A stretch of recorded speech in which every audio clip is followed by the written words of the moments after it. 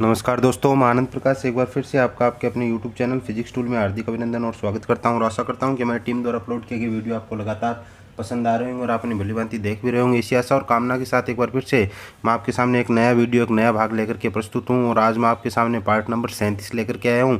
इससे पहले 36 भाग अपने इस पार्ट के अपलोड कर चुके हैं, 36 पार्ट अपने पढ़ चुके हैं। 36वें पार्ट में अपने नरजनन तंत्र का अध्ययन कर रहे थे, जिसमें अपने नरजनन तंत्र के बारे में पढ़ा था, आपको विदित होगा।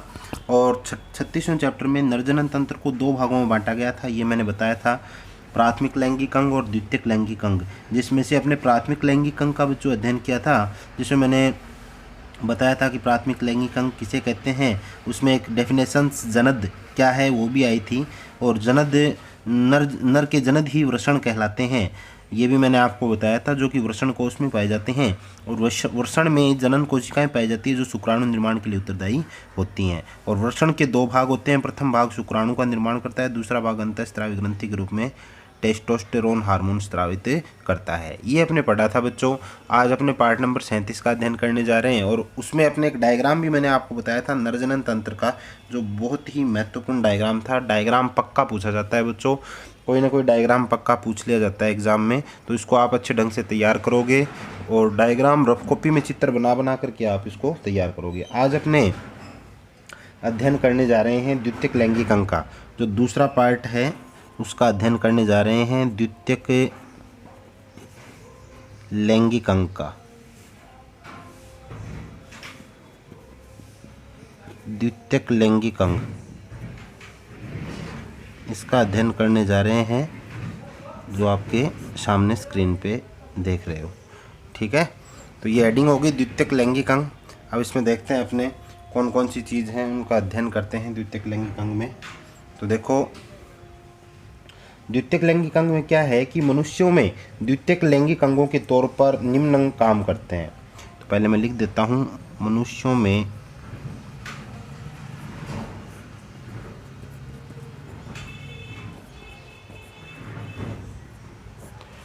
द्वितीयक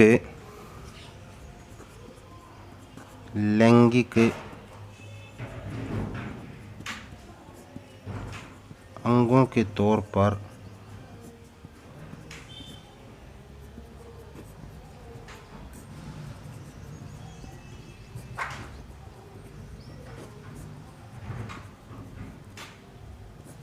निम्न अंग कार्य करते हैं।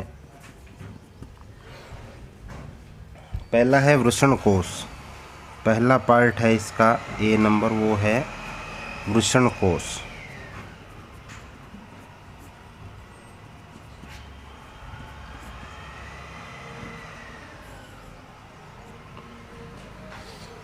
वृषण कोश में देखो, वृषण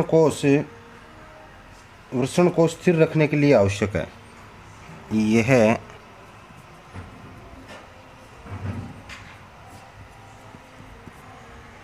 वृषण को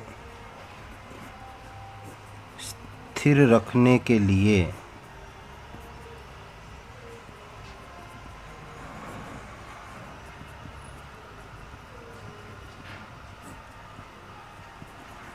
आवश्यक है। आगे मैं अगले पृष्ठ पर लिखता हूं, तथा यह शुक्राणु निर्माण हेतु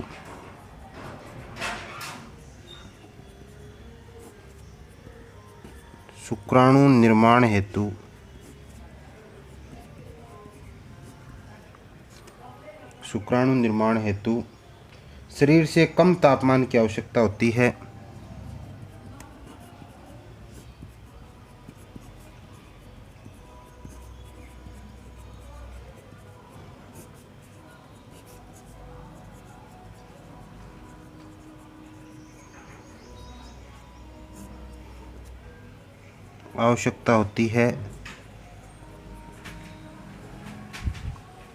शरीर से कम तापमान की आवश्यकता होती है। वृषण कोश तथा ताप नियंत्रण यंत्र के तौर पर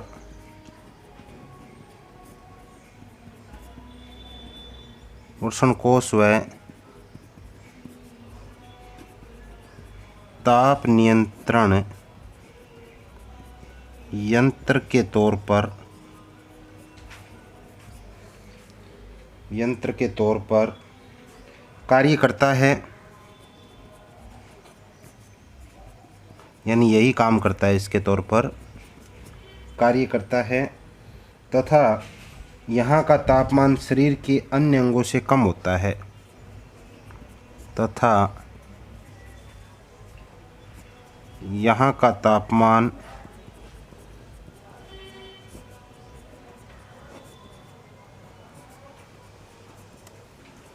शरीर के अन्य अंगों से कम होता है। ये भी एक विशेषता होती है कि यहाँ का जो तापमान है वो शरीर के अन्य अंगों से बच्चों क्या होता है, कम होता है। ठीक है ना। अब आगे देखो, अगला जो पार्ट है बी नंबर पार्ट इसका, उसका अध्ययन करते हैं। शुक्रवाहिनी, कल डायग्राम में दिखाया था मैंने आपको अलग अलग भाग इसके। बी नंबर पार्ट शुक्रवाहिनी का अध्ययन करते हैं। शुक्राणु, इसमें देखो शुक्राणु शुक्राशय तक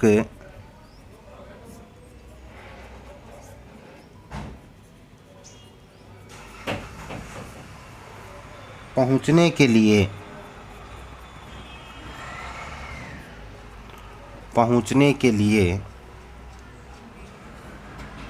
शुक्रवाहिनी की सहायता लेते हैं।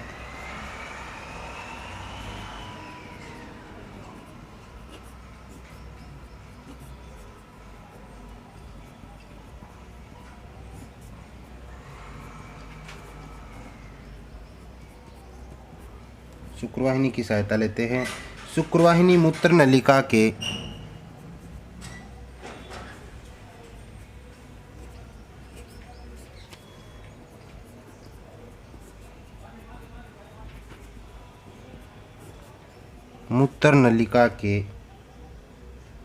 साथ एक संयुक्त नली बनाती है।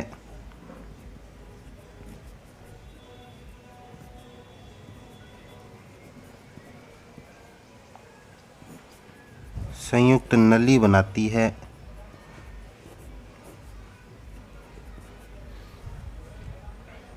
अतः शुक्राणु व मूत्र दोनों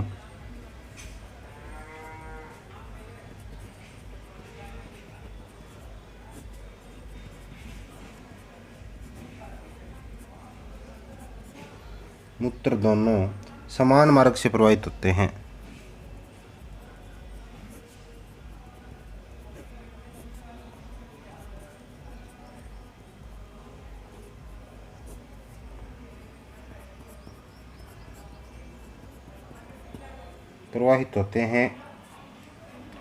मानव में एक जोड़ी शुक्रवाहिनी पाई जाती है।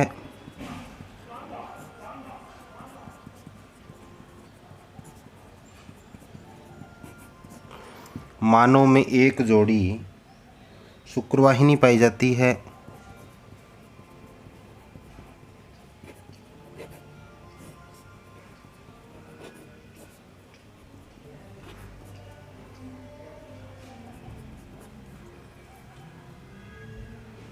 एक वाहिका एक वृषण से, आगे लिख लेते हैं, एक वाहिका एक वृषण से,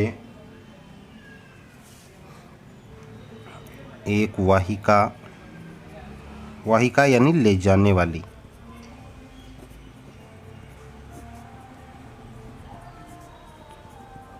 एक वृषण से, एक वाहिका एक वृषण से शुक्राणुओं का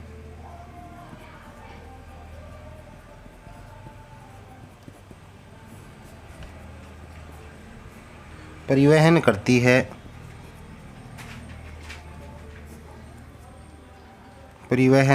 है। यानी ले जाती है। ठीक है ना। परिवहन करती है तथा शुक्राशय से मिलकर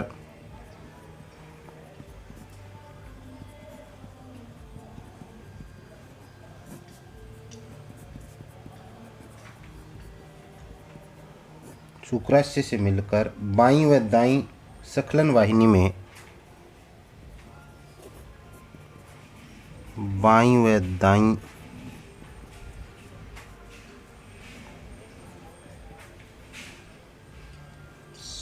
स्खलन वाहिनी में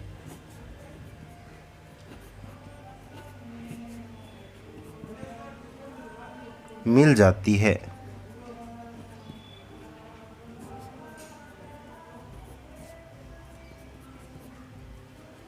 यह वाहिका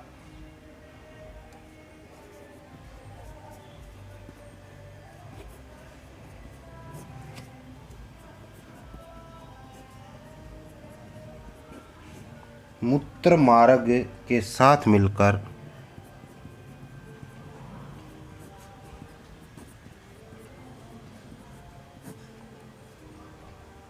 मूत्र जनन नलिका बनाती है।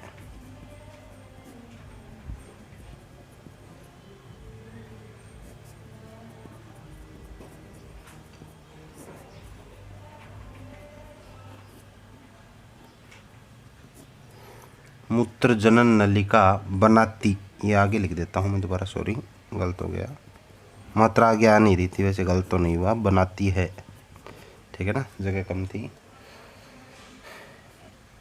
तो ये मूत्र मार्ग के साथ मिलकर मूत्र जनन नलिका बनाती है, यानी इसमें ही बच्चों क्या होता है, मूत्र का जो निर्माण होता है, मूत्र जनन नलिका का ये क्या करती है, निर्माण करती है, ठीक है ना। तो ये हो गया इसका पार्ट कि इसमें किस प्रकार से ये इसका निर्माण करती है, ठीक है। थोड़ा सा मैं दोबारा बता देता हूँ। देखो कि जो ऊपर वाला भाग था उसमें तो क्या था, वृषण कोश। तो वृषण कोश क्या था, ये वृषण कोश स्थिर रखने के लिए आवश्यक है। मैंने बताया था कि वृषण कोश स्थिर रखने के लिए इसकी आवश्यकता होती है, आवश्यक है। और शुक्राणु निर्माण हेतु शरीर से कम तापमान की आवश्यकता होती है बच्चों। शुक्राणु बनाने के लिए शरीर से कम तापमान की आवश्यकता होती है। वृषण कोश व ताप नियंत्रण यंत्र के तौर पर, वृषण कोश ताप नियंत्रण यंत्र के तौर पर कार्य करता है। यानी ये जो है, ये यहाँ से वृषण जो कोश है वो ताप नियंत्रण यंत्र के तौर पर क्या करता है, कार्य करता है, ठीक है ना। ताप नियंत्रण यंत्र के तौर पर कार्य करता है और यहाँ का तापमान शरीर के अन्य अंगों से कम होता है। यहाँ का तापमान शरीर के अन्य अंगों से कम होता है। फिर शुक्रवाहिनी देखो, शुक्रवाहिनी क्या है, शुक्राणु शुक्राशय तक पहुँचाने के लिए शुक्रवाहिनी की सहायता लेते हैं। पहुँचाने के लिए जल्दबाजी में मिस्टेक लिखी जाती है। पहुंचाने के लिए शुक्रवाहिनी की सहायता लेते हैं। शुक्रवाहिनी मूत्र नलिका के साथ संयुक्त नली बनाती है। मतलब जो शुक्राणु होते हैं, शुक्राणु शुक्राशय तक पहुंचाने के लिए शुक्रवाहिनी की सहायता लेते हैं। यानी शुक्रवाहिनी होती है शुक्राणु पहुंचाने वाली नलिका। शुक्रवाहिनी क्या होती है बच्चों, शुक्राणु पहुंचाने वाली नलिका, इसकी सहायता लेते हैं। और शुक्रवाहिनी मूत्र नलिका के साथ संयुक्त नली बनाती है। मूत्र नलिका के साथ मिलकर के एक मिलीजुली नली का निर्माण करती है। अतः शुक्राणु व मूत्र दोनों समान मार्ग से प्रवाहित होते हैं। और शुक्राणु और जो पेशाब जो है ना, अपना मूत्र जो है वो एक ही मार्ग से आते हैं दोनों, ठीक है ना। और मानव में एक जोड़ी शुक्रवाहिनी पाई जाती है। मानव में शुक्रवाहिनी कितनी पाई जाती है, ध्यान रखना, एक जोड़ी शुक्रवाहिनी, ठीक है, एक जोड़ी शुक्रवाहिनी पाई जाती है। एक वाहिका एक वृषण से शुक्राणु का परिवहन करती है तथा शुक्राशय से मिलकर बाईं व दाईं स्खलन वाहिनी में मिल जाती है। अब आगे की प्रक्रिया कैसी है कि एक ही वाहिका एक वृषण से शुक्राणु का परिवहन करती है तथा शुक्राशय से मिलकर बाईं व दाईं स्खलन वाहिनी में मिल जाती है। बाईं और दाईं स्खलन वाहिनी जो है, ले जाने वाली जो है वाहिनी होती है, नलिकाएं ले जाने वाली, उनमें ये दोनों आपस में मिल जाती है। और यह वाहिका मूत्र मार्ग के साथ मिलकर मूत्र जनन नलिका बनाती है। और यही वाहिका जो है वो मूत्र मार्ग के साथ मिलकर के बच्चों मूत्र जनन नलिका का निर्माण करती है, ठीक है। तो आज इसमें अपने इसके दो पार्ट पढ़ लिए हैं, ठीक है ना, ए बी दो पार्ट पढ़ लिए हैं। बाकी अगले पार्ट आगे के वीडियो में पढ़ेंगे, ठीक है। और आप इनको तैयार कीजिएगा बच्चों, ठीक है ना। इन जो चीज़ आपने पढ़ी है इनको तैयार करना आप अच्छे ढंग से, कोई भी कमी न रह जाए, आप इसको तैयार करना, लिख करके तैयारी कर लेना। और अब हो सकता है शायद स्कूल भी खुल जाए, और ठीक है, तो इन चीज़ों को आप अच्छे ढंग से तैयार करना।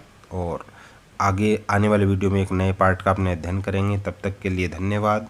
और ज़्यादा से ज़्यादा आप आपके अपने यूट्यूब चैनल को शेयर कीजिए। वीडियो पसंद आता है तो उसे लाइक करना न भूलें और चैनल को सब्सक्राइब करवाइए बच्चों, ज़्यादा से ज़्यादा सब्सक्राइब करवाइए ताकि हमारे काम करने का उत्साह लगातार इसी प्रकार से बना रहे, हम आपके लिए अटूट मेहनत कर सकें और इस मेहनत का परिणाम तभी निकलेगा जब आप इस चीज़ों को अच्छे ढंग से भली भांति पढ़ोगे, तैयार करोगे। ठीक है, तो हम आपसे यही उम्मीद करते हैं कि आप इसको तैयार करोगे, अध्ययन करोगे, पढ़ोगे। ठीक है, तब तक के लिए धन्यवाद। घर पे रहिए, सुरक्षित रहिए। जय हिंद, जय भारत।